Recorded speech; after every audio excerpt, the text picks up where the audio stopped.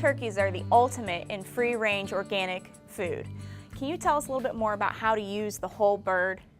Absolutely. You know, it's incredibly important to utilize the entire bird because it's really taken a lot of hard work for the hunter to go out there and harvest this turkey, field dress it, and to get to this final point. So some really great tips are you want to, make sure you carve all the meat off the bird and utilize it, whether you're cooking it then or later for some leftover recipes. But even after all the meat is already off on the bird, there is a ton of flavor in these bones.